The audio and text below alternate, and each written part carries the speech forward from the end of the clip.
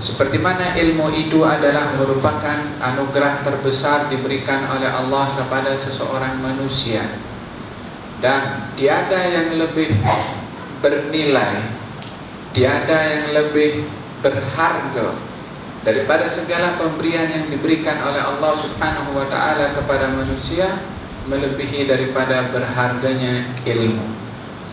Ilmu itu mempunyai tempat pada tubuh badan manusia. Ianya bukan seperti dikatakan oleh sebahagian orang bahwasanya ilmu itu adalah berada di kepala atau di otak. Ini yang ada di otak ataupun yang ada di akal fikiran atau akal fikiran kita itu adalah umpama memori menghafal sesuatu. Akan tetapi ilmu itu bukan sekedar untuk dihafal, tapi ilmu itu perlu untuk dipahami. Dia berbeza antara memahami dengan kita menghafal.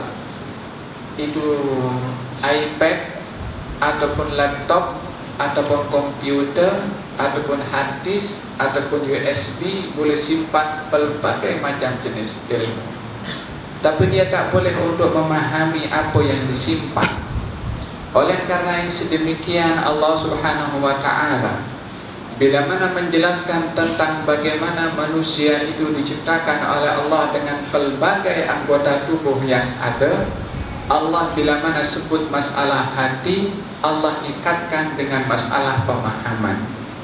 Dalam Al-Quran Allah berfirman, وَلَقَدْ دَرَأْنَا لِجَهَنَّمَ kathiran minal insi wal jinni, aku telah penuhi neraka Jahannam banyak daripada jin dan juga manusia. Lahum, bagi mereka itu adalah hati, tapi mereka tak boleh faham. Mereka ada mata, tapi mereka tak boleh melihat. Mereka ada telinga, tapi mereka tak boleh mendengar. Bila mana disebut hati, wa lahum qulubun la yafqahuna. Mereka punya hati, tapi mereka tak boleh untuk memahami. Bila mana dinafikan pemahaman daripada hati, maka bermakna hati ini adalah merupakan tempat kepada ilmu untuk memahami ilmu. Dengan demikian, anggota yang terpenting pada tubuh badan manusia untuk diambil kira dan dijaga itu adalah hatinya. Nabi Muhammad sallallahu alaihi wa ala alihi wasallam lebih menjelaskan perkara yang sedemikian di dalam hadis yang diriwayatkan dalam Sahih Muslim. Baginda Rasulullah sallallahu alaihi wa ala alihi wasallam bersabda, "Ala inna fil jasadi mudghah, idza salahat salahal jasadu kullu, wa idza fasadat fasadal jasadu kullu." Di dalam anggota tubuh badan manusia ini ada seketul daging. Kalau seketul daging ini baik, semua anggota badannya baik. Kalau seketul daging ini tak baik, maka seluruh anggota badannya tak baik. Seketul daging ini yang dimaksudkan adalah hati, kata Nabi, karena fisikalnya. Berapa banyak orang punya hati yang fisikalnya sehat tapi perangainya jahat. Berapa banyak orang yang terkena penyakit hati, jantung umpamanya, tapi dia punya amal perbuatannya adalah baik. Bukan bermakna baiknya hati adalah kepada bentuk fisikal, tetapi akan rahasia yang disimpan oleh Allah kepada hati itu untuk memahami. Itu yang menjadi sentuhan atau menjadi sebab kepada baginda Rasulullah ketika bersabda bahwasanya bila mana hati itu baik, semua anggota badan akan menjadi baik. Baiknya anggota badan pun bukan fisikal, bukan karena sehatnya tangan, bukan karena sehatnya kaki, bukan karena terangnya mata memandang. Berapa banyak orang yang hatinya sehat tapi menggunakan matanya untuk melihat yang haram. Berapa banyak orang yang hatinya sehat menggunakan pendengarannya untuk yang haram. Yang dimaksudkan adalah orang yang hatinya itu baik, tidak menggunakan matanya yang merupakan anggota tubuh badannya kecuali di tempat-tempat yang baik. Tidak melihat kepada orang lain kecuali melihat dengan baik sangka. tidak melihat kepada seseorang yang memerlukan bantuan kecuali dia akan mempercepat memberikan bantuannya. Wahakadha, bila mana hatinya itu baik. Tapi bila mananya hati itu adalah tidak baik, maka seluruh anggota tubuh badannya pun tidak akan menjadi baik. Tidak akan menggunakan mata kecuali di tempat yang tidak diridai oleh Allah. Tidak menggunakan telinga kecuali untuk mendengarkan perkara yang tak disukai oleh Allah. Tidak menggunakan tangan dan anggota tubuh badannya kecuali kepada perkara yang Allah tak suka untuk orang itu melakukannya. Problemnya adalah bukan berada kepada mata ataupun telinga ataupun tangan ataupun hati. Problemnya adalah kembali kepada sentralnya, yakni hati itu sendiri. Oleh karena itu, seseorang yang ingin memperbaiki amal perbuatan lahiriahnya, terlebih dahulu dia melihat kepada sejauh mana dia memperhatikan baiknya itu hati. Bila mana seseorang melihat dirinya banyak berbuat benda-benda yang mungkar, problemnya bukan kepada anggota tubuh badan ini yang melakukan benda yang mungkar, tapi hatinya yang perlu diperbaiki. Sebab yang memberitahukan kepada kita adalah alladzi la yantiqu 'anil hawa, yang tak pernah bercakap daripada hawa nafsunya, tapi dia bercakap wahyu dari Allah Subhanahu wa taala. Dia yang tak pernah berdusta, dia yang kata-katanya tak pernah tidak ada kebenarannya, yang kata-katanya pasti benar. Nabi Muhammad sallallahu alaihi wasallam yang bersabda, kalau seketul daging ini baik, seluruh anggota badan baik, yakni amal perbuatannya baik. Dan bila mana seketul daging ini tak baik, maka seluruh anggota tubuh badannya, yakni amal perbuatan orang itu juga tidak akan menjadi baik.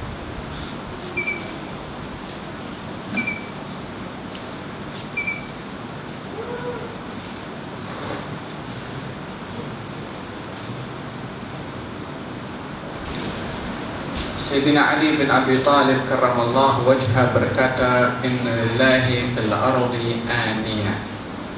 Allah mempunyai bekas di atas muka bumi ini. Ala wahyal qulub. Yang dimaksudkan bekas yang boleh menempatkan Allah itu adalah hati. Fa ahabbuha ilallah, hati yang paling disukai oleh Allah Subhanahu wa taala, aslabuha wa araqquha wa alyanuha. Yang paling disukai oleh Allah Subhanahu wa taala daripada sifat hati itu adalah yang paling kuat, yang paling lembut, kemudian wa alyanuha, yang paling halus. Aslabuha fil yaqin, yang kuat di dalam keyakinannya. Wa araqquha bil mu'minin, lembut kepada kaum al-mu'minin. Wa alyanuha fid din, dan berpegang teguh kepada agama. Hati yang boleh menempatkan Allah Subhanahu wa taala dengan tiga tadi: kuat di dalam keyakinan, kuat di dalam berpegang kepada agama, lemah lembut kepada kaum al-mu'minin. Maka ini, hati yang seperti ini adalah hati yang amat disukai oleh Allah Subhanahu wa ta'ala. Hadirin hadirat yang dirahmati oleh Allah Subhanahu wa ta'ala, bila mana itu hati yang lembut adalah merupakan hati yang amat disukai oleh Allah, maka lawannya, hati yang keras, adalah hati yang amat dibenci oleh Allah Subhanahu wa ta'ala. Wa inna ab'adan nasi, sesungguhnya orang yang paling jauh daripada Allah Subhanahu wa ta'ala adalah al-qalbul qasi, orang yang dia punya hati itu adalah keras.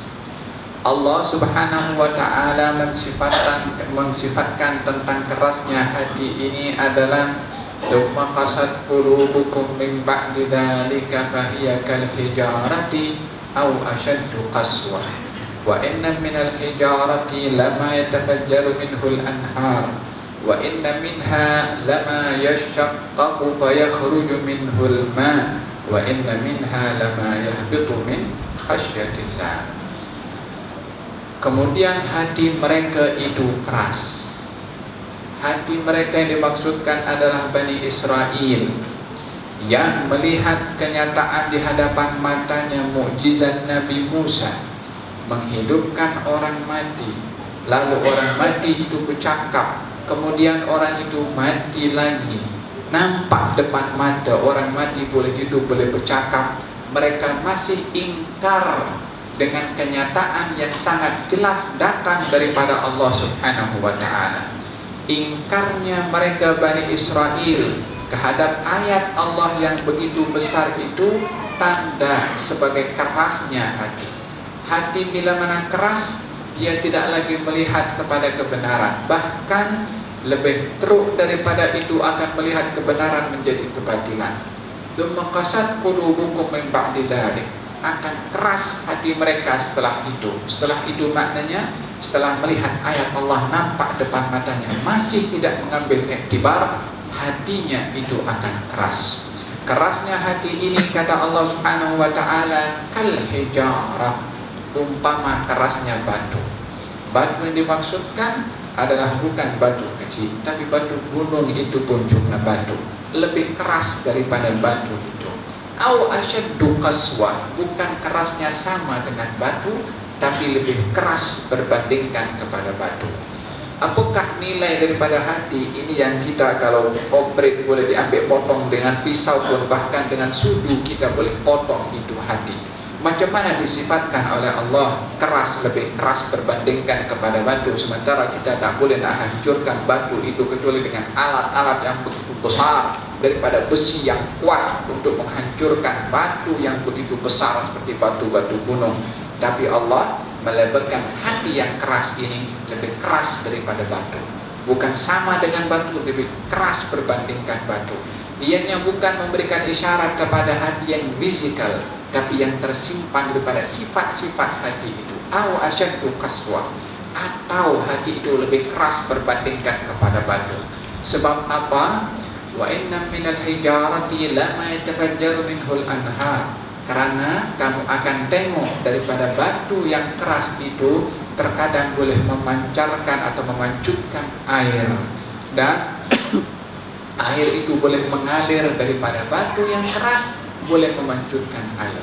Terkadang ada batu yang keras pun juga dapat diketuk dan keluar air, sehingga kita boleh datang kepada batu itu untuk mengambil air. Seperti ketukan tongkat Nabi Musa kepada batu untuk memanjutkan air. Air itu pun keluar daripada batu. Padahal batu macam mana boleh keluar air? Pun boleh berlaku juga. Batu yang keras pun juga masih boleh mengeluarkan air. Yang tak terbayang dalam pikiran kita, tapi boleh juga mengeluarkan air.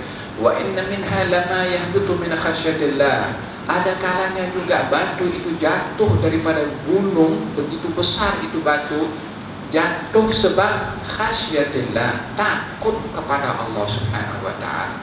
Batu yang kamu tengok keras itu, kalau jatuh, bukan itu jatuh secara tiba-tiba, tapi karena takut kepada Allah. Batu yang keras pun, tapi dia lebih keras berbandingkan kepada batu, karena batu masih boleh mengeluarkan air. Batu masih ada takut kepada Allah, tapi hati yang keras ini adalah hati yang tidak takut kepada Allah, mencabar kepada Allah. Nampak ayat Allah jelas, masih dia mengingkari. Ini adalah makna daripada kerasnya hati, dan kita berlindung kepada Allah Subhanahu wa ta'ala daripada sifat hati yang keras. Hadirin hadirat yang dirahmati oleh Allah Subhanahu wa ta'ala, hati yang keras ini mempunyai berbagai sebab. Sebab yang pertama adalah kemaksiatan yang dilakukan oleh seseorang. Tak kira itu kecil, tak kira itu besar. Sebab di dalam hadis Nabi sallallahu alaihi wa ala alihi wasallam beliau bersabda, bila mana seseorang hamba melakukan amal perbuatan yang baik, maka perbuatan baik itu akan membawa kesan titik noda berwarna putih di hatinya. Semakin banyak perbuatan baik itu akan menyebabkan hatinya itu bersih, yakni bersinar dengan cahaya amal perbuatan yang baik. Sebaliknya, Bila mana seseorang hamba melakukan perbuatan yang maksiat, akan diberikan titik noda berwarna hitam pada hatinya sebagai kesan daripada perbuatan dosa itu.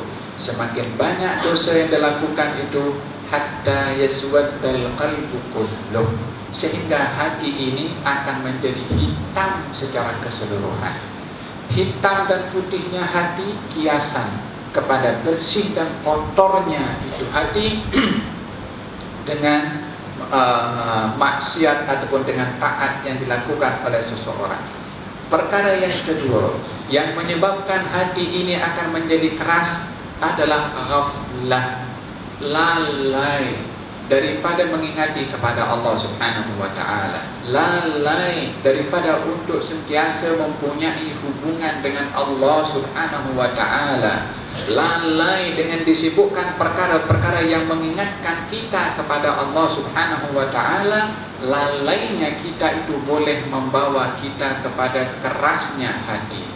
Allah Subhanahu wa taala berfirman di dalam Al-Quran dalam surat Al-Hadid, alam ya'ni lilladzina amanu an takhsha'a qulubuhum li dzikrillahi wa ma nazala minal haqq ولا يكونوا كالذين طال عليهم الأمد فقست قلوبهم وكثير منهم فاسقون.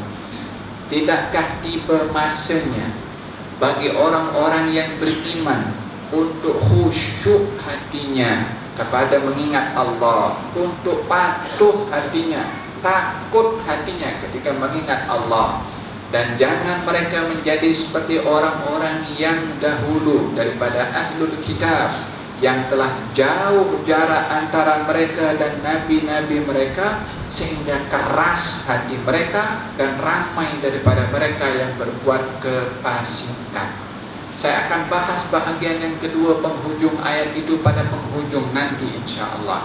Tapi apa yang patut disentuh di sini adalah Allah ketika mengingatkan kepada para as-sahabat tentang turunnya ayat dalam surat Al-Hadid itu, tidakkah tiba masanya bagi orang-orang yang beriman untuk khusyuk hatinya. Ini message daripada Allah kepada sahabat Nabi yang pada waktu itu adalah mereka adalah orang yang paling ingat kepada Allah.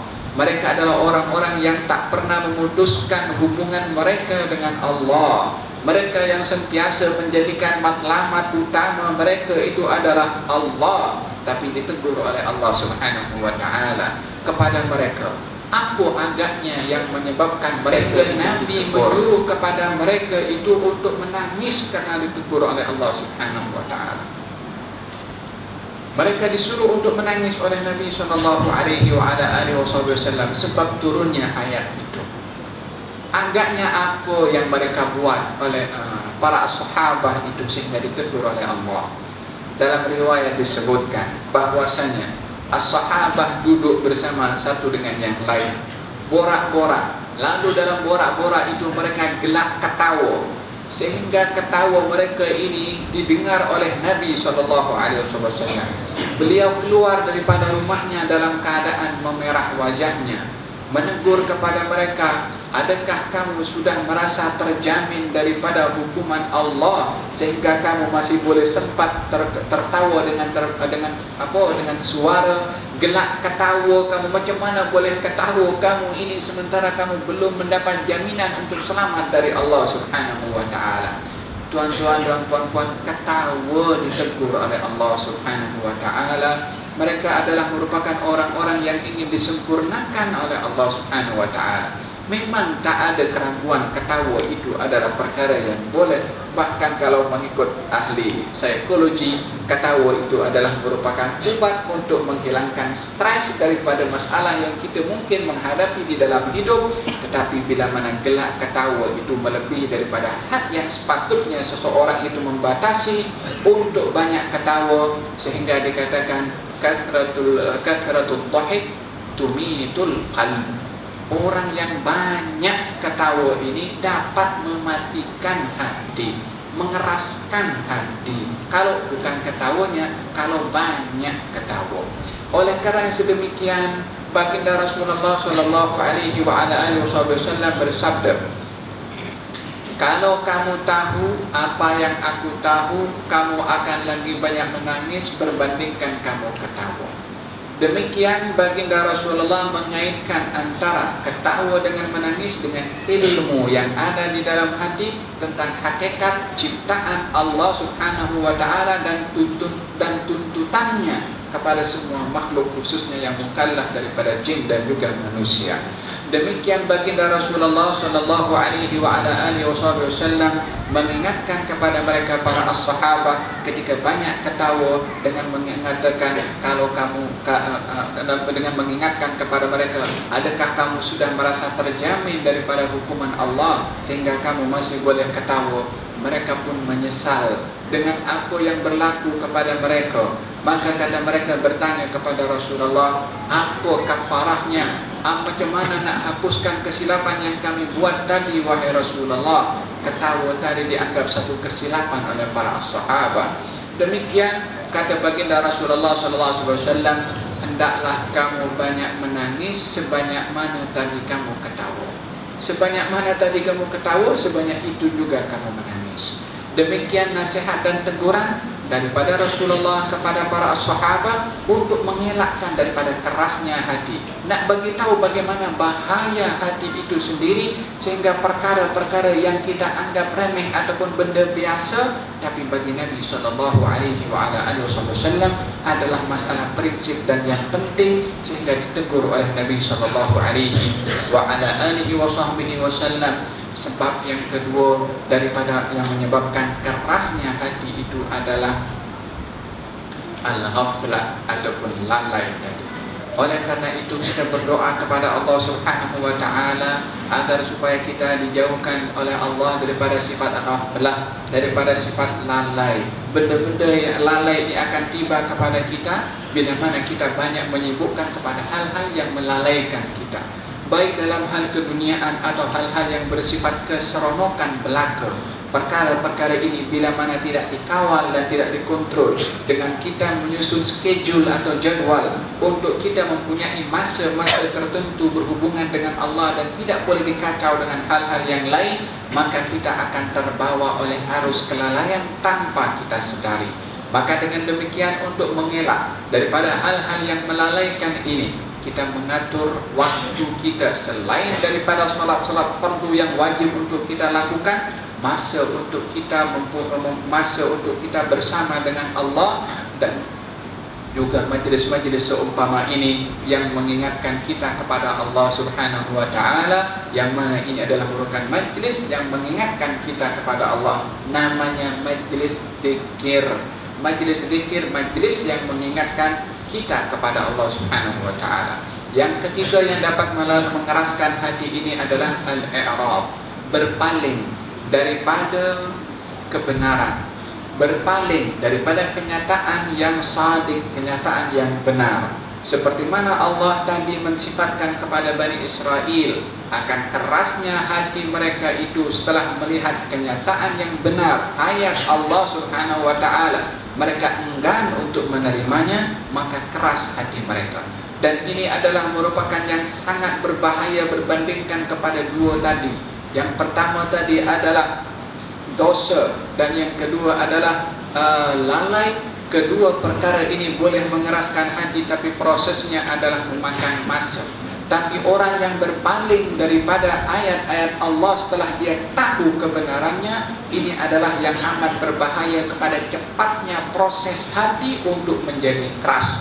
Sebab dia sedar, hatinya tahu ini benda adalah benda yang benar, hatinya tahu ini adalah merupakan ayat Allah, tapi tak diterima, maka kerasnya hati kepada dengan sifat berpaling ini adalah lebih berbahaya berbandingkan kepada dua sebab tadi yang juga boleh menghantarkan hati. Maka berfirman dalam Al-Quran Al-Karim, "Waman a'rada an dzikri," barang siapa yang berpaling daripada mengingati aku, fa inna lahu ma'isyatan dhanka, maka dia akan berada dalam kehidupan yang dhanak, yakni yang sempit, yang susah, yang tertekan.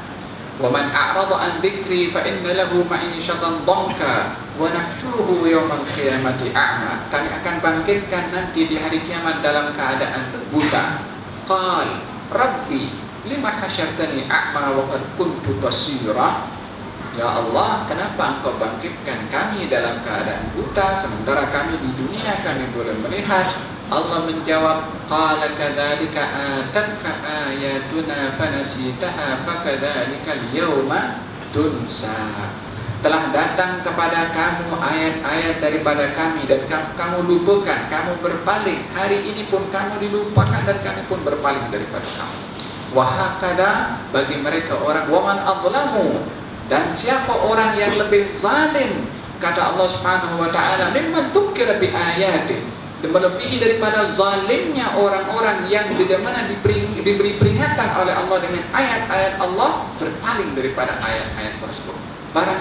Siapakah yang lebih zalim daripada orang yang diberi peringatan dan tahu peringatan itu benar tapi dia berpaling daripada peringatan tersebut? Maknanya tak ada yang lebih zalim daripada orang yang diberi peringatan dan tahu peringatan itu benar kemudian berpaling daripada peringatan tersebut. Perkara yang keempat dan yang perlu untuk saya bahas di sini mungkin agak detail dengan memberikan beberapa contoh. Yang contoh ini adalah mempunyai hubungan kait dengan peristiwa hijrah Nabi Muhammad sallallahu alaihi wasallam sementara kita masih berada di bulan Muharram, yaitu yang baru saja kita meraihkan kejadian hijrah Nabi Muhammad sallallahu alaihi wasallam. Sebab yang keempat yang terpenting juga adalah yang dapat menjadi kerasnya hati itu adalah putusnya hubungan seorang manusia dengan nabi mereka. Putusnya hubungan seorang manusia dengan nabi mereka itu bukan bermakna dia tidak mengakui nabi itu sebagai nabi, tapi tidak mempunyai hubungan qalbiyah, hubungan hati dengan nabi yang diutus oleh Allah Subhanahu wa taala kepada mereka atau kepada umat manusia. Kita dalam ayat tadi, kita sebagai seorang umat yang diutus oleh Allah Subhanahu wa taala Nabi Muhammad sallallahu alaihi wasallam. Antara kita dengan Nabi Muhammad lebih daripada 1400 tahun lebih. Adakah hubungan kita dengan Nabi Muhammad sallallahu alaihi wasallam terhenti dengan hanya kita mengetahui ajaran yang dibawa oleh baginda Rasulullah sallallahu alaihi wasallam, hanya merujuk kepada kitab-kitab hadis yang memang itu adalah kalam dan juga ucapan Nabi Muhammad sallallahu alaihi wasallam, tapi tak ada satu perasaan, hubungan, feeling kita dengan Nabi sallallahu alaihi wasallam terlepas daripada suruhan dan larangan Nabi melalui hadis-hadisnya. Adakah itu yang berlaku kepada kita di zaman kita sekarang ini? Sungguh apa yang menjadi usaha dan upaya bagi orang-orang orientalis ataupun musuh-musuh Islam yang ingin menyesatkan kaum muslimin adalah bukan dengan senjata kekuatan untuk memerangi kepada mereka. Mereka sudah bertahun-tahun bahkan sepanjang sejarah dikaji perjuangan demi perjuangan dan peperangan demi peperangan melawan kepada kaum muslimin. Tentunya ramai daripada perjuangan kaum muslimin akan memenangi bila mana menghadapi ke orang-orang yang kufar, dan tidak berlaku kekalahan dalam mana-mana peperangan kaum muslimin, melainkan disebabkan oleh kerana perkara dalaman, bukan karena kekuatan yang ada pada musuh. Ini adalah merupakan satu janji dari Allah Subhanahu wa taala untuk memberikan pertolongan kemenangan kepada kaum muslimin bila mana kaum muslimin menulung kepada Allah Subhanahu wa taala. Allah pasti tolong kepada kamu. Wa wan nasru illa min indillah, dan tiada pertolongan kecuali bila mana pertolongan itu datang daripada Allah Subhanahu wa taala. Dengan demikian, bila mana kita melihat bagaimana usaha yang dilakukan oleh musuh-musuh Islam untuk mengalahkan dan membantai kepada kaum muslimin adalah bukan dengan senjata kekuatan, karena mereka tidak lagi bersandar dengan kekuatan walaupun mereka mempunyai kekuatan senjata yang lengkap. Dan daripada sepanjang sejarah sirah Nabi Muhammad sallallahu alaihi wasallam, selama 27 peperangan yang dihadiri oleh baginda Rasulullah, ada yang terjadi berperang, ada yang tidak terjadi, melainkan setiap kali berhadapan dengan musuh akan didapati ketenteraan persiapan senjata kaum muslimin lebih rendah dan lebih berkekurangan berbandingkan kepada lengkapnya senjataan musuh di mana-mana peperangan yang berlaku. Tetapi kita bila mana melihat bagaimana kelengkapan senjata musuh itu boleh tumbang dengan sedikitnya senjata kaum muslimin. Dalam peperangan Badar antara 313 orang menghadapi 1000, mereka dengan senjata yang lengkap dengan baju besi, kaum muslimin hanya beberapa pedang sahaja, onta hanya beberapa ekor sahaja, kuda hanya beberapa ekor sahaja. Macam mana kaum muslimin boleh menang dalam peperangan yang tak seimbang itu? Kalau kunci kemenangan itu hanya ada kepada kekuatan senjata, daripada segi jumlah bilangan saja sudah tidak seimbang antara kaum muslimin dengan orang-orang kafir Quraisy pada waktu itu. Tapi kaum muslimin boleh menang. Di dalam peperangan Hunain yang jumlah kaum musyrikin adalah jauh lebih banyak, Rom pada waktu jauh lebih banyak, tapi kaum muslimin boleh menang. Dalam peperangan Mu'tah yang jumlah kaum muslimin itu adalah kaum musyrikin boleh lebih daripada 10 kali ganda berbandingkan kepada kaum muslimin, tapi kaum muslimin boleh menang pada peperangan itu. Banyak sekali peperangan, adapun peperangan Uhud kaum muslimin mengalami kekalahan bukan karena kekurangan senjata, bukan karena kelemahan persediaan kaum muslimin, tapi pelanggaran yang berlaku kepada segelintir kelompok yang disuruh oleh Nabi untuk tidak turun daripada gunung, maka mereka turun daripada gunung. Di situ sebab kekalahannya. Allah ingin memberikan pengajaran bahwasanya di dalam peperangan itu mesti ditegakkan kepatuhan Allah dan juga Rasulnya. Yang kalau dalam peperangan Uhud, ketika mereka para pemanah turun daripada gunung, Allah masih menurunkan pertolongan dan kemenangan kepada kaum muslimin, akan dipahami pada waktu itu dengan melanggar perintah Rasulnya pun boleh juga menang. So kalau kita langgar pun boleh juga menang. Buktinya apa? Ke dalam perang Uhud, mereka para pemanah langgar kepada perintah Nabi, masih menang juga. Allah tak mahu orang memahami sedemikian. Makanya dalam peperangan Uhud, disebabkan oleh pelanggaran yang berlaku oleh sebahagian orang, kaum muslimin mengalami kekalahan. Bahkan orang terutama yang terluka dengan luka yang berat adalah Nabi Muhammad sallallahu alaihi wa ala alihi wasallam. Dan di dalam sejarah bila mana dikaji peperangan yang berlaku di antara kaum muslimin dan orang-orang bukan Islam, didapati perlengkapan kesenjataan kaum muslimin itu adalah lebih berkekurangan berbandingkan kepada kelengkapan senjata musuh. Tapi kemenangannya dicapai sebab wa man nasru illa min indillah. Tiada pertolongan kecuali hanya datang daripada Allah. Bila mana mereka orang-orang kufar ingin meraih kemenangan dengan melihat kepada kekuatan senjata mereka, kaum muslimin menunggu kekuatan datang daripada Allah untuk meraih kemenangan. Sebab perjuangan mereka itu adalah untuk menegakkan kalimat Allah subhanahu wa ta'ala, bukan seperti apa yang diharapkan oleh orang-orang kafir untuk menindas, menguasai dan hanya untuk kepentingan dunia. Mereka mendapati bahwasanya yang dapat menghancurkan kekuatan kaum muslimin adalah dengan memutuskan perhubungan antara mereka dengan Nabi mereka.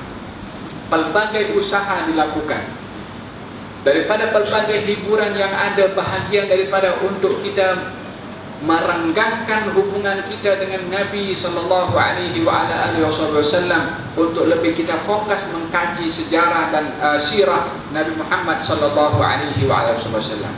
Ayat yang saya baca sebentar tadi dalam surat Al-Hadid, fa wala yakunu kalladzina qala alaihimul amadu faqasat qulubuhum wa katsirun minhum fasiqun. Dan jangan kamu, wahai orang-orang yang beriman, menjadi seperti orang-orang ahlul kitab, kaum Yahudi ataupun Kristen. Apa yang berlaku kepada mereka? Faqala alaihimul amadu, panjang, jauh, renggang jarak antara mereka dengan Nabi mereka. Faqasat qulubuhum, keras hati mereka. Bila hati mereka itu keras, ketika mereka merasa jauh dengan Nabi yang Allah utus kepada mereka. Ini adalah merupakan satu realiti Qur'ani yang Allah nyatakan di dalam Al-Quranul Karim. Jauhnya sebuah umat daripada Nabi akan menjadi kerasnya hati. Dan kerasnya hati adalah merupakan tanda jauhnya orang itu daripada Allah subhanahu wa ta'ala. Dan tak ada orang yang lebih dibenci oleh Allah melainkan daripada orang yang hatinya keras. Yang sebentar tadi saya gambarkan bagaimana hati ini bila mana keras, tidak lagi melihat mungkar sebagai mungkar, ma'ruf sebagai ma'ruf, bahkan sudah terbalik, mungkar menjadi ma'ruf, ma'ruf boleh menjadi mungkar, sebab hati itu adalah keras. Qad tunkirul ainu dawa asy-syamsi min ramadin wa yunkirul famu ta'mal ma'i min saqami, kata Imam Al-Busiri dalam qasidah Burdah. Qad tunkirul ainu dawa asy-syamsi min ramadin. Kadang-kadang mata ini boleh tak percaya kalau matahari itu ada. Boleh orang tak percaya matahari itu ada, sebesar itu matahari, cahayanya boleh dirasa pun juga. Bukan pasal matahari, bukan pasal mataharinya ada atau tak ada. Problemnya pada orang yang tengok sakit mata, dia tak boleh nampak kepada matahari itu. Wa yunkirul famu ta'mal ma'i min saqami. Mulut ini boleh pun terkeliru untuk merasai apa saja yang masuk di dalam mulut itu bila mana dia berada dalam keadaan sakit. Orang yang berada dalam keadaan sakit, bagi makanan sedap, makanan apa saja dia kata pahit, tak sedaplah rasanya. Orang lain makan sedap, dia makan tak sedap. Bukan pasal makanannya yang tak sedap, tapi problem pada mulut orang yang sakit itu yang merasai makanan yang sedap jadi tak sedap. Dan demikian juga bila mana hati seseorang itu problem, bermasalah, tak boleh melihat sesuatu dengan jelas, tak boleh menilai sesuatu dengan benar. Problemnya kepada hati itu sendiri. Faqasat qulubuhum, keras hati mereka. Siapa mereka di situ ini maksudkan oleh Allah? Ahlul kitab. Macam manakah ahlul kitab berlaku sikap mereka kepada nabi-nabi mereka? Ahlul kitab daripada bangsa Yahudi ditinggalkan oleh Nabi Musa alaihissalam untuk berjumpa dengan Allah selama 40 hari. 40 hari ditinggal oleh Nabi Musa, sudah berubah daripada menyembah kepada Allah, menyembah kepada lembu itu yang dibuat oleh Samiri. Samiri apa itu, jumpa bekas tapak kaki yang Jibril alaihissalam ketika berjumpa dengan Nabi Musa. Kemudian ambil perhiasan-perhiasan daripada apa itu perempuan-perempuan Bani Israel. Kemudian daripada hasil emas perhiasan itu dicairkan, daripada cairan emas itu dibuat bentuk lembu. Baru dikata ini adalah Tuhan kamu. Mereka sujud kepada Tuhan. Baru 40 hari Nabi Musa pergi jumpa dengan Allah Subhanahu wa taala. Baru beberapa hari yang lalu dia tengok bagaimana mukjizat Allah tunjukkan kepada mereka melalui Nabi Musa. Lautan boleh terbelah, mereka diselamatkan daripada kejaran Firaun. Nampak bagaimana Firaun ditenggelamkan oleh Allah Subhanahu wa taala. Nyata depan mereka semua itu mukjizat, perkara yang luar biasa datang daripada Allah Subhanahu wa taala. 40 hari saja ditinggal oleh Nabi Musa untuk berjumpa dengan Allah. Itu pun Nabi Musa dah tinggalkan Nabi Harun untuk menjaga kepada mereka. Itu kepada mereka. Lembu yang dibuat oleh Samiri, mereka pun sembah kepada lembu itu, mengancam kepada Nabi Harun untuk dibunuh dan lain sebagainya. Wahakala Allah Subhanahu wa taala bawa Nabi Musa dengan Bani Israel masuk ke Palestin, Baitul Maqdis, dan berhampiran kepada Baitul Maqdis. Mereka mengatakan, ya Musa, inna fiha qauman jabbarin wa inna lan nadkhulaha hatta yakhruju minha fa yakhruju minha fa inna dakhilun. Wahai Musa, di Baitul Maqdis itu ada orang golongan Jabbari yang kuat. Ini mereka ada satu kaum yang duduk di situ yang tubuh badannya adalah hebat dan kuat. Wa inna lan nadkhulaha, kami selama-lamanya takkan masuk situ. Hatta yakhruju minha, sehingga mereka yang berada di sana keluar. Yani mereka nak masuk Baitul Maqdis karena itu adalah merupakan tempat Nabi yang Allah utus kepada mereka, dari Nabi Yaqub, Nabi Yusuf dan seterusnya berada di sana, Nabi Daud dan sebagainya. Maka Allah suruh masuk, tapi tak nak masuk. Pasal apa? Pasal ada orang-orang yang kuat sana. Kalau mereka keluar, baru aku nak masuk. Kata Yusha' bin Nun ini anak saudara kepada Nabi Musa, mengatakan, kamu masuk saja ke hadapan pintu Baitul Maqdis, Allah akan turunkan bantuan kepada kamu untuk mengalahkan orang yang kuat itu. Yakni bukan nak mendapatkan sesuatu itu dengan mudah. Orang-orang kata orang yang mendapatkan sesuatu dengan mudah maka tak terasa nilai sesuatu yang dia dapat itu. Tapi kalau kita mendapatkan dengan susah payah, baru kita boleh jaga apa yang kita dapat. Sebab nak mendapatkannya itu susah payah. Seorang yang sekali dapat 10.000, sekelip mata dalam 2 minit hilang. Dapatnya cepat, hilangnya cepat, kurang terasa. Tapi orang dapat 10.000 bekerja selama 10 bulan, dalam sekelip mata hilang, terasa macam mana susah payah dia bekerja 10 bulan.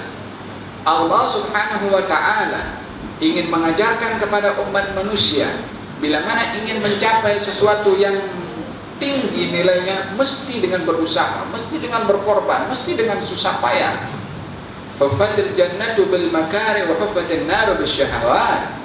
Ini syurga dikelilingi oleh Allah dengan perkara-perkara yang menyusahkan, yang memberatkan. Tapi neraka dikelilingi dengan sesuatu yang mengundang nafsu dan syahwat, yakni mudah nak buat. Ala inna siratallahi hiyal jannah. Itu apa itu? Barang yang berharga itu adalah tinggi di sisi Allah, yaitu syurga. Maka perlu kepada satu pengorbanan. Mereka Bani Israel ketika disuruh masuk, mereka mengatakan kepada Nabi Musa, "Fadhhab anta wa rabbuka faqatila inna hahuna qa'idun." Disuruh masuk tanah, dia kata apa? Kalau masih tetap kau suruh kami masuk, kamu saja pergi, kamu dengan Tuhanmu. Kamu berdua berperang sana dengan mereka berada di Baitul Maqdis. Kami duduk tunggu kat sini sampai kamu settle berperang dengan mereka. Ya salam, berkata kepada Nabi Musa dengan kata begitu, bukan tidak sopan, sangat tidak sopan dan kurang ajar.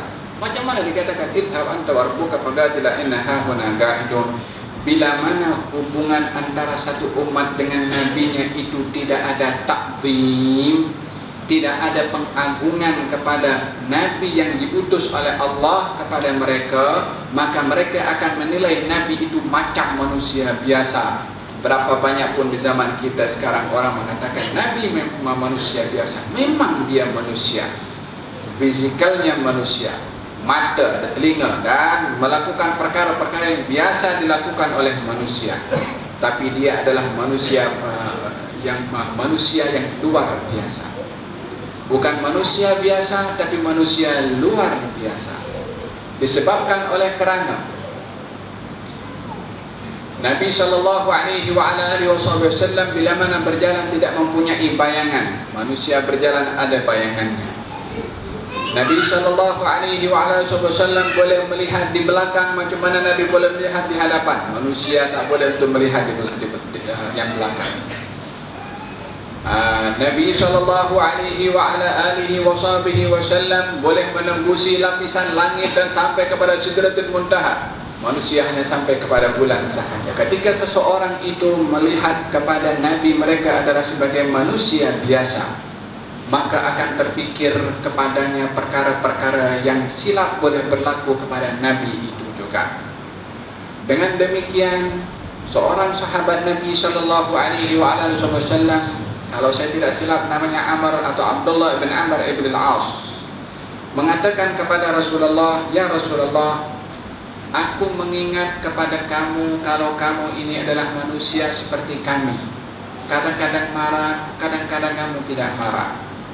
Kadang-kadang kami sebagai manusia berbuat silap, kami khawatir pun juga kamu dalam perbuatan kamu ataupun dalam kata-kata kamu itu ada kesilapan." Maka kata Nabi SAW, "Uktub, tulis apa saja yang aku cakap ni, tak keluar daripada mulut aku ini kecuali semuanya benar. Ini tidak berlaku kepada mana-mana manusia. Manusia berkata 10 kata, 9-8 boleh silap, 2 saja yang benar. Wahakadha berlaku kepada manusia, tidak berlaku kepada Nabi SAW.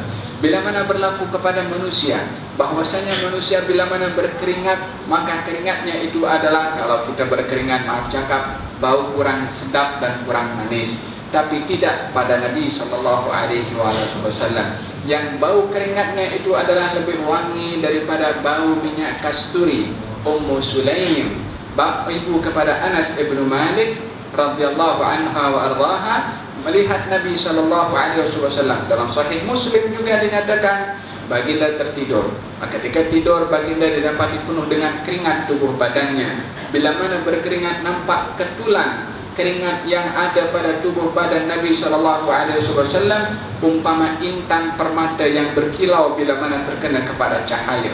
Diambil oleh Ummu Sulaim dengan menyediakan botol kecil. Perlahan-lahan keringat Nabi diletakkan oleh Ummu Sulaim. Maka dia menggunakan satu benda yang pada akhirnya benda itu mengenai kepada kulit Nabi. Awalnya dia nak ambil ketulan keringat itu secara perlahan-lahan, diambil secara tak sedar Nabi. Tapi benda itu kena kepada kulit Nabi, Nabi pun terjaga. Kemudian Nabi tanya, apa yang kamu buat wahai Ummu Sulaim? Kata Ummu Sulaim mengatakan, ya Rasulullah, aku mengambil keringat daripadamu ini untuk kami jadikan keberkatan bagi anak-anak kecil kami. Karena minyak itu ada, karena bau minyak keringat Nabi adalah lebih wangi daripada minyak kasturi. Kata baginda Rasulullah SAW, asabti, benar apa yang kamu buat. Ini adalah manusia yang luar biasa. Wahakala seorang bernama Abdullah bin Jubair, kalau tersilap saya, ketika Nabi SAW berbekam, lalu Nabi ambil darah kotornya. Nabi mengatakan kepada sahabat itu, buanglah di tempat yang tak ada orang tahu. Maka dia dibawa. Darah itu nak dibuang di mana? Nak dibuang di belakang batu. Macam mana nak dibuang di belakang batu? Ini darah Nabi SAW. Maka dia pun ambil, dia minum. Apa hukum darah dalam mazhab kita? Hukumnya najis. Adakah najisnya darah itu berlaku kepada Nabi SAW? Jawaban daripada sahabat yang minum darah Nabi itu setelah kembali kepada Rasulullah SAW, ditanya oleh baginda Rasulullah, di mana kamu buang darah aku itu? Dia mengatakan di tempat yang tak ada orang tahu. Maka kata Nabi SAW, la'allaka syaribta, kau minum ke darah aku. Dia mengatakan, ya. Maka Nabi SAW, idzan la yamassu batnaka an-nar, kalau begitu perut kamu tak akan disentuh oleh api neraka. Darah yang dianggap najis diminum oleh sahabat Nabi. Tidakkah sahabat itu tidak belajar daripada Nabi ilmu fiqh yang melihat bahwasanya darah itu hukumnya najis? Dia lebih alim daripada mana-mana fuqaha yang ada di atas muka bumi ini. Tapi dia tahu siapa yang dia belajar, gurunya maha guru. Ummu Aiman. Siapa Ummu Aiman? Ummu Aiman seorang wanita yang membela Nabi SAW. Di masa kecilnya dia dimiliki oleh ayah Nabi, lalu dibebaskan dan membela kepada Nabi, sehingga membela kepada Nabi macam anaknya sendiri. Maka dia ketika Nabi dewasa dan sudah menjadi Nabi, dia pun tetap berkhidmat kepada Nabi SAW sebagai pembantu di rumah Nabi. Bekas maaf cakap terisi air kencing Nabi SAW.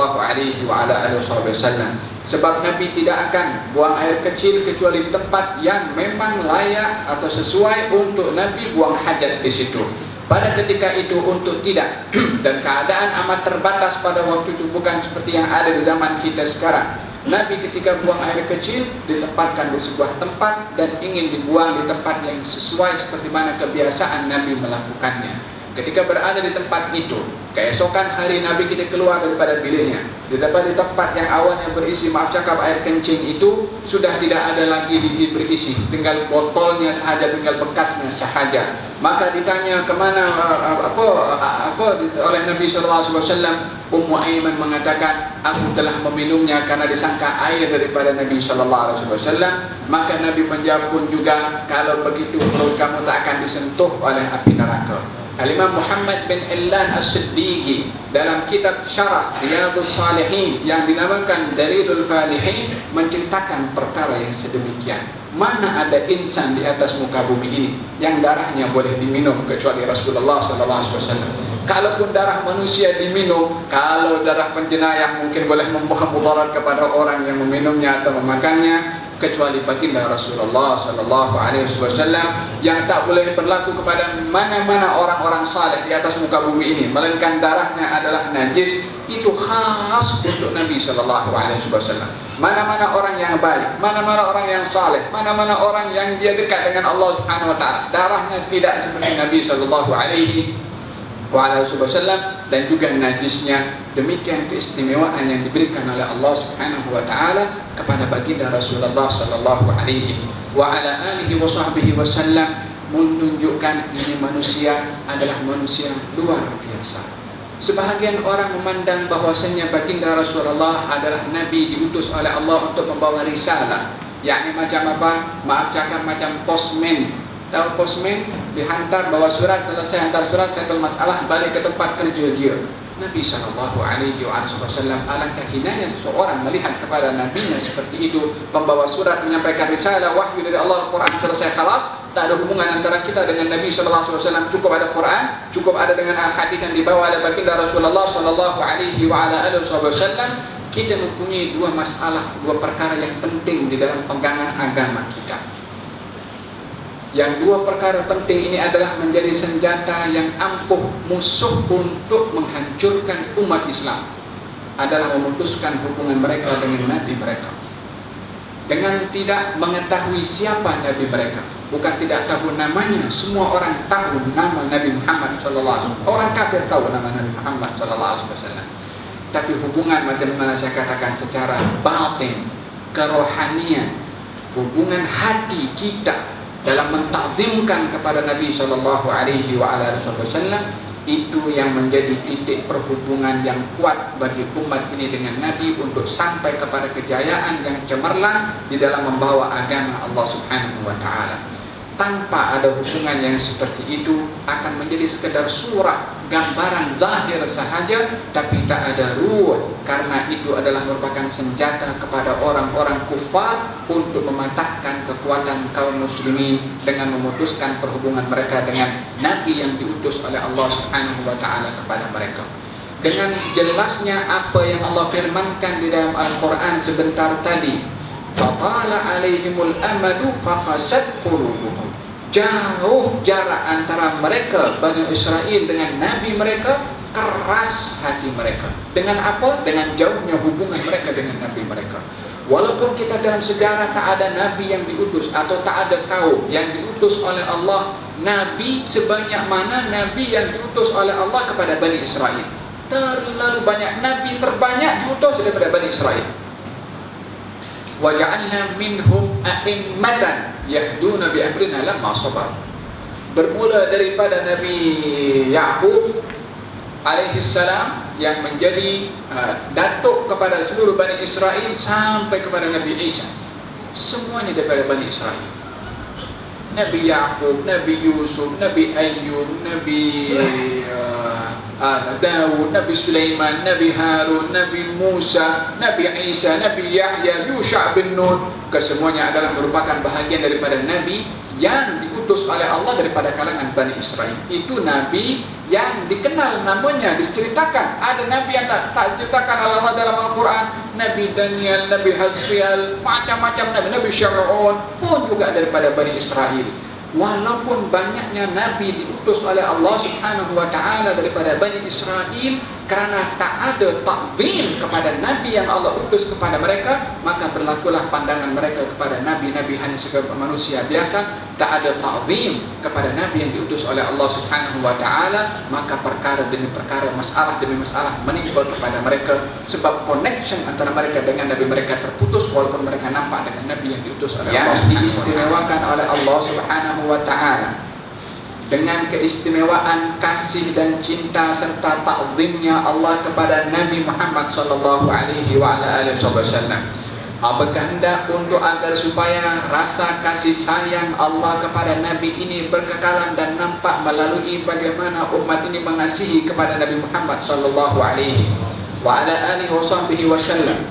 Dengan Nabi menjadikan mengasihi kepadanya itu adalah bahagian daripada kesempurnaan iman yang tidak sempurna mana-mana iman seseorang.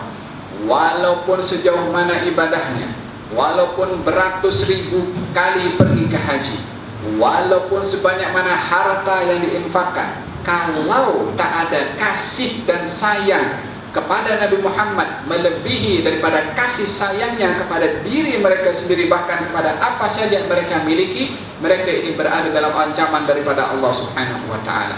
La yu'min ahadukum, tak sempurna iman kamu, kata Nabi SAW, hatta akuna ahabba ilaihi, sehingga aku lebih ia cintai berbandingkan kepada ayahnya, anaknya dan seluruh manusia. Selagi ada di dalam hati kecintaan kepada selain Nabi, lebih cinta kepada Nabi, cinta. Tapi cintanya kepada diri sendiri, atau harta, atau anak, atau apa saja, lebih daripada kasihnya kepada Nabi, tak sempurna imannya. Ini Nabi katakan bukan kepada saya, bukan kepada tuan-tuan, kepada Umar bin Khattab radhiyallahu anhu warda, khalifah yang kedua, mertua Rasulullah, digelari dengan Al-Faruq, pernah berkata kepada Rasulullah, ya Rasulullah, aku kasih kepada kamu, tapi kasih aku kepada aku lebih daripada kasih aku kepada kamu. Kata baginda Rasulullah, kalau begitu belum sempurna iman kamu. Umar bin Khattab, yang kalau dia berjalan di sebuah lorong, syaitan cari lorong yang lain, tak nak lalu di lorong di mana lorong itu Umar bin Khattab lalu.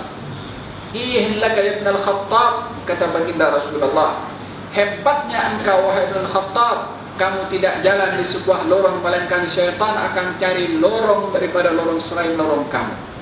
Inna syaitana, sesungguhnya syaitan itu adalah akan lari membelika ya Umar daripada bayangan kamu wahai Umar. Karena tegasnya Umar bin Khattab, karena sentiasa berpegang kepada kebenaran.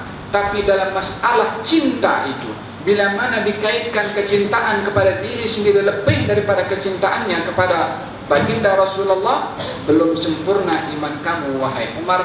Demikian kata baginda Rasulullah. Barulah setelah itu Umar bin Khattab mengatakan, ya Rasulullah, al-an, ya Rasulullah, sekarang ini aku lebih mengasihi kepada engkau melebihi daripada kasih aku kepada diriku sendiri. Kata baginda Rasulullah, al-ana ya Umar, sekarang pun sempurna engkau punya iman. Demikian kata baginda Rasulullah kepada Umar bin Khattab. Dikaitkan oleh Umar, oleh baginda Rasulullah SAW tentang perasaan cinta sebagai kesempurnaan iman, yang itu adalah merupakan perbuatan daripada hati. Itu cinta bukan ada kepada luar.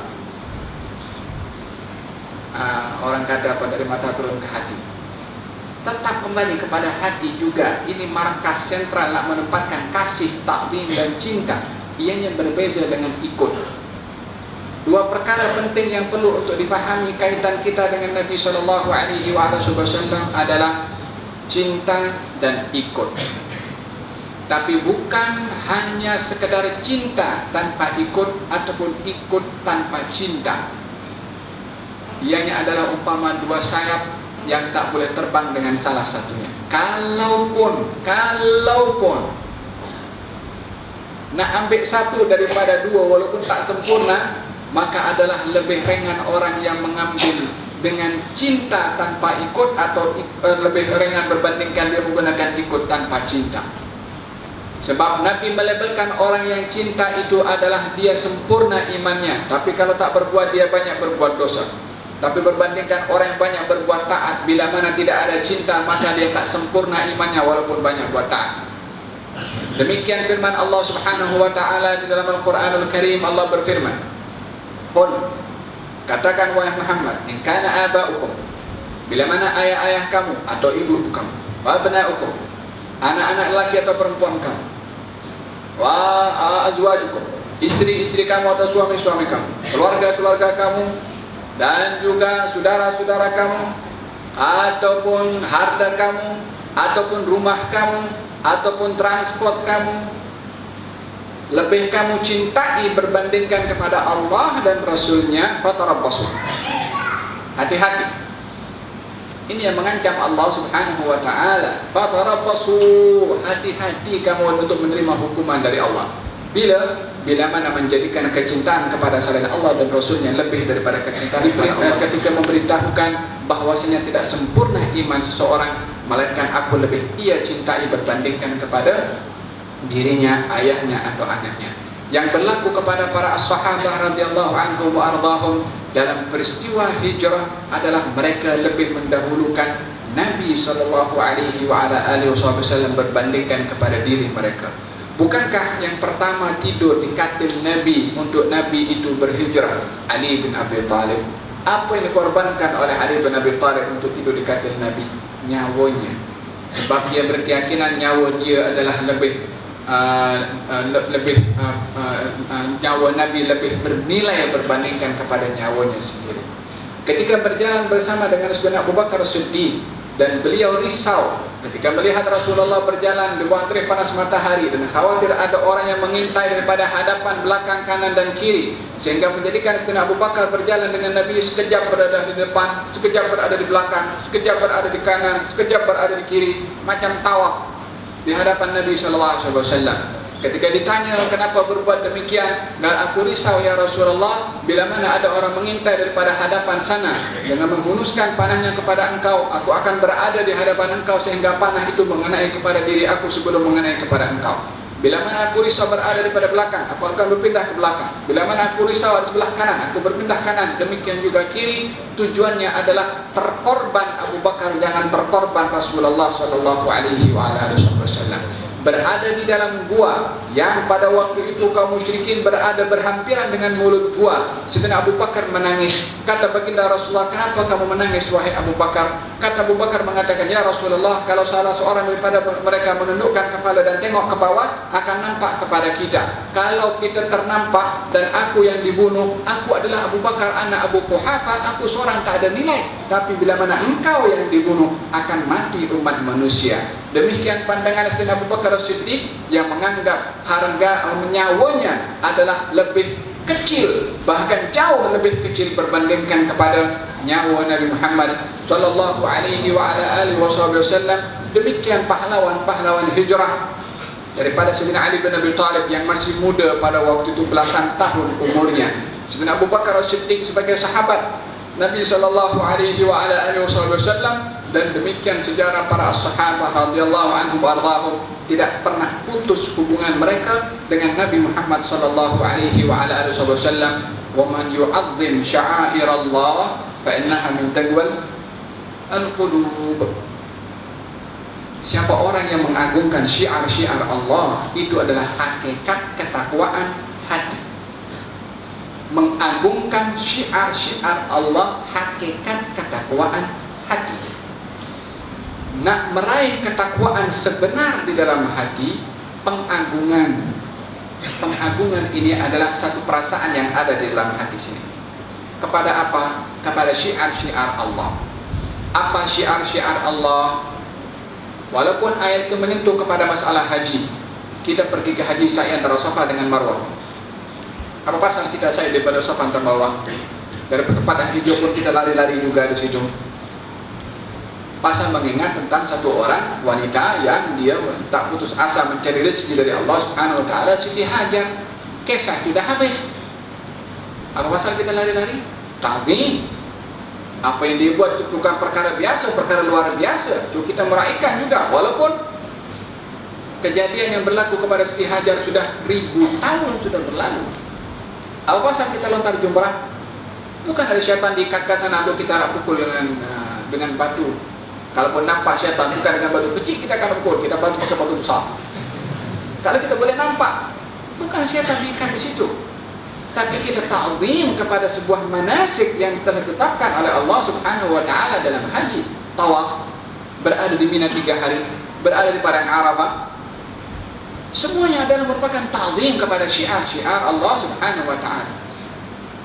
Adakah mengagungkan syiar sa'i, tawaf, Arafah, di Mina, jumrah adalah lebih besar daripada mengagungkan kedudukan Nabi Muhammad SAW dalam hati dan jiwa kita, yang kalau bukan karena beliau kita tak tahu itu tawaf, kalau bukan karena beliau kita tak tahu macam mana nak buat sa'i, kalau bukan karena beliau kita tak tahu macam mana nak buat jumratul aqabah ataupun jumratul salat dan semua manasik haji itu.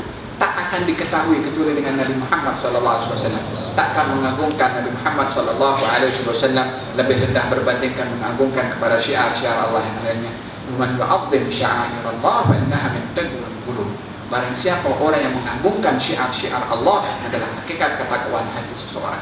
Tempatkan Nabi Muhammad SAW di tempat yang Allah tempatkan beliau itu.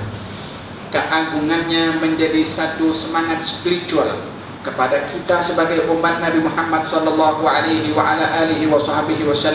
untuk menjadi insan yang hati dan jiwanya dipenuhi dengan ta'zim. Maka hati orang seperti ini pasti akan jauh daripada sifat kerasnya hati.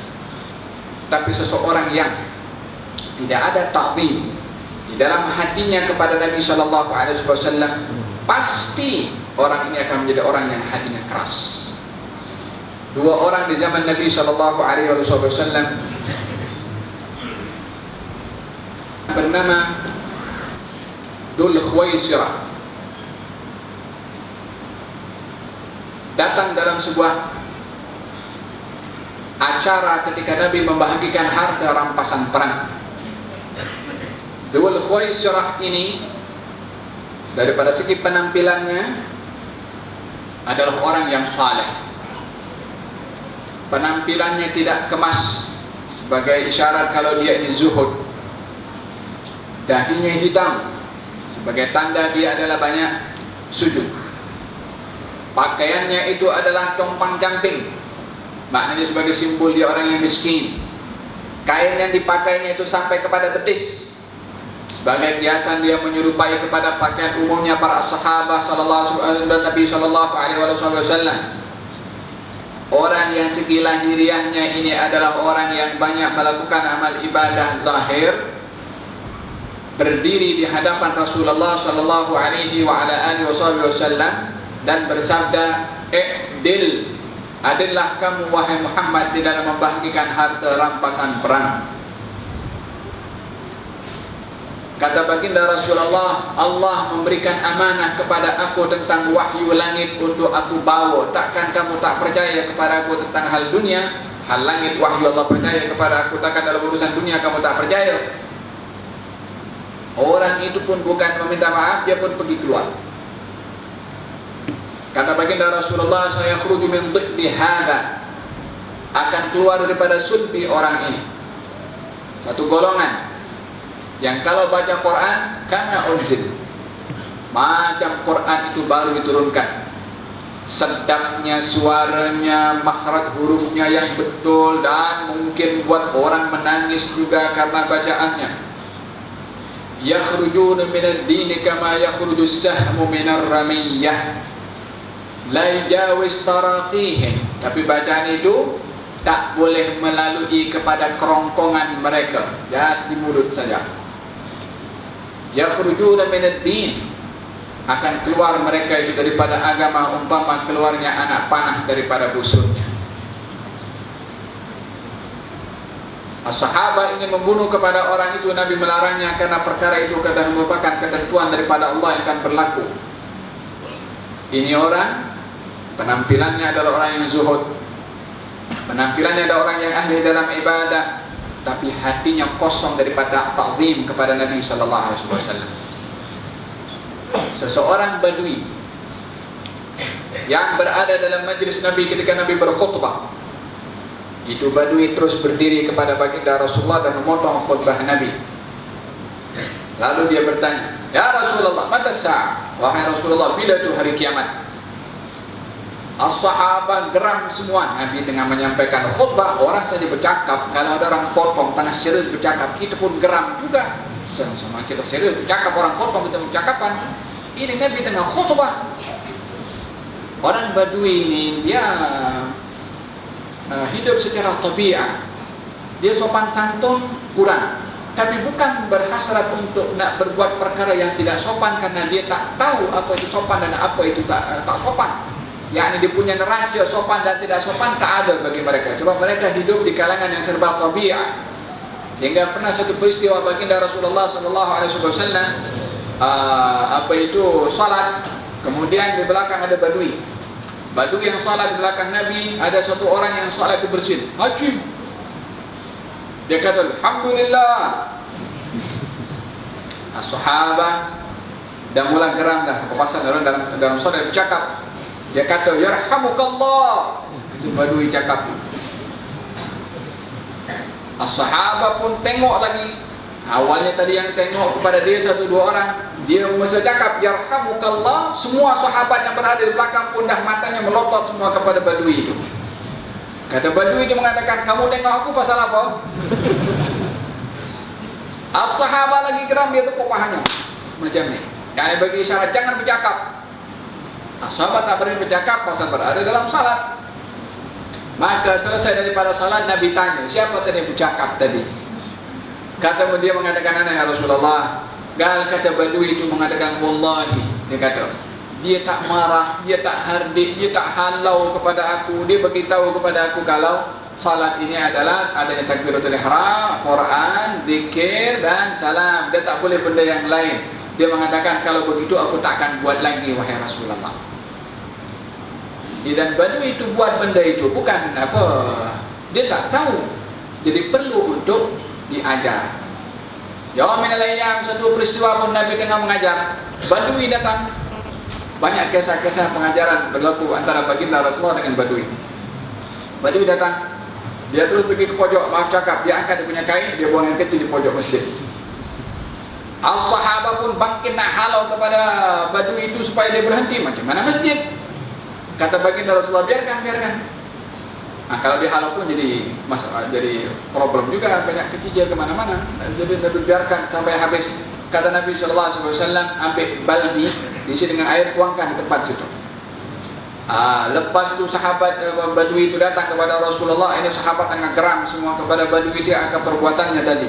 Dia pun marah-marah kepada sahabat. Kamu tengok dengan muka masam kepada aku pasal apa? Aku tak ada hutang kepada kamu. Maka baginda Rasulullah menegur kepada badui itu akan perbuatannya, bahwasanya masjid ini adalah rumah Allah. Ditegur dengan baik oleh Nabi SAW. Dia mengatakan, kalau begitu aku tak akan ulang balik. Dia angkat tangan, Allahumma ghfirli wa Muhammadan wa la taghfir ghairana ahada. Ya Allah, ampunkan dosa aku dan Muhammad, yang lain jangan. Kata baginda Rasulullah, kamu sempitkan benda yang luas, yakni pintu doa, pintu kabul Allah teramat luas. Jangan kamu sempitkan antara aku dengan engkau sahaja. Diajar lagi oleh Nabi SAW. Alhasil, ini badui yang sama yang tadi buang air kecil, itu badui yang sama yang potong Nabi tengah berkhutbah. Tapi kali ini mauqifnya agak berbeza dengan sebelumnya. Kalau sebelumnya sahabat marah-marah, tapi kali ini mau sahabat bersyukur dan berterima kasih kepada badui itu. Sebab apa? Sebab badui itu, masa dia potong Nabi punya khutbah, kemudian Nabi bertanya kepada badui itu, "Wa ma a'adatta laha?" Kamu bertanya kepada aku bila itu hari kiamat, apa yang kamu dah persiapkan untuk menghadapi hari kiamat? Nabi tak terus jawab bila hari kiamat. Walaupun Nabi tak ada seorang pun yang mengetahui bila itu hari kiamat, tapi ingin Nabi mengorek apa isi dalam hati itu si orang yang bertanya. Dia bertanya hari kiamat pasal apa? Nabi tanya, apa yang kamu dah siapkan bila mana hari kiamat, bila mana kamu tahu hari kiamat itu bila?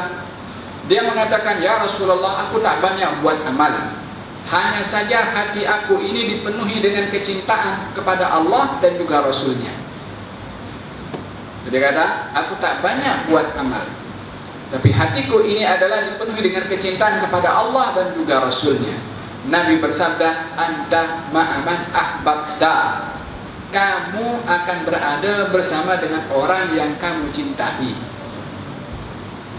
Maka kata Sayyidina Anas bin Malik mengatakan, wallahi demi Allah, bermula aku masuk Islam, tidak pernah kami ini para sahabat merasa gembira dengan satu hadis seperti mana gembiranya kami dengan hadis yang Nabi baca, yang Nabi sampaikan ketika ditanya oleh orang-orang Badui tadi.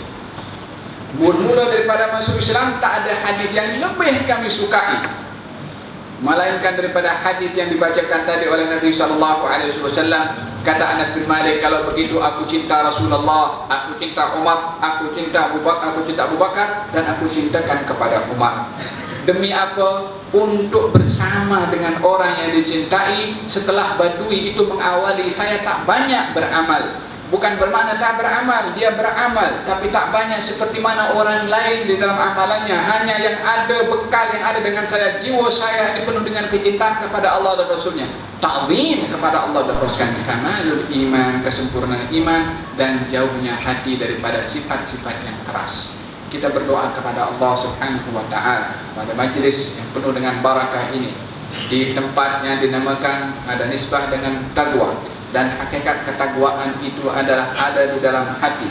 Moga-moga Allah Subhanahu wa ta'ala penuhi hati dan jiwa kita dengan taqwa yang sempurna kepada Allah Subhanahu wa ta'ala. Penuhi hati kita dengan keimanan kepada Allah dan juga Rasulnya, dan kasih serta ta'zim kepada Allah dan juga Rasulnya lebih daripada segala-galanya, termasuk lebih daripada nyawa dan diri kita sendiri. Moga-moga perasaan dan keyakinan itu ada bersemadi di dalam hati dan jiwa kita, mulai hari ini sampai di hari kita berjumpa dengan Allah Subhanahu wa ta'ala. Masuk ke dalam barzakh, perasaan itu ada dengan kita. Sampai dibangkitkan, perasaan itu ada dengan kita. Sampai berjumpa dengan orang yang kita amat mengasihi kepadanya. Dengan menanamkan kecintaan di dunia, maka akan terbalas kecintaan itu dengan hakikat dan realiti nanti di akhirat. Bahkan tandanya pun di dunia akan ditunjukkan. Dengan menyatakan bahwasanya dengan orang mencintai pasti akan dicintai. Ya Allah, kami mohon kepada Engkau, mendakwa bahwa kami cinta kepada Engkau dan juga kepada Rasulmu. Jadikan dakwahan kami ini adalah merupakan hakikat dan realiti, untuk dapat kami terjemahkan rasa cinta dan kasih serta ta'zim itu pada amal perbuatan kami, pada mata kami, pada telinga kami, pada tangan kami, kepada kemaluan kami, kepada kaki kami, dan seluruh anggota tubuh badan kami. Tidak melakukan perkara-perkara kecuali yang disukai dan yang diridai oleh Engkau dan oleh insan yang kami cintai, Nabi Muhammad sallallahu alaihi wa ala alihi wasallam. Ya Allah, bersihkan hati kami ini, kuatkan hati kami dalam keyakinan dan berpegang kepada agama. Jadikan hati kami ini penuh dengan sifat lemah lembut dan kasih sayang kepada kaum muslimin, mengasihi sesama kami ya Rabbal Alamin.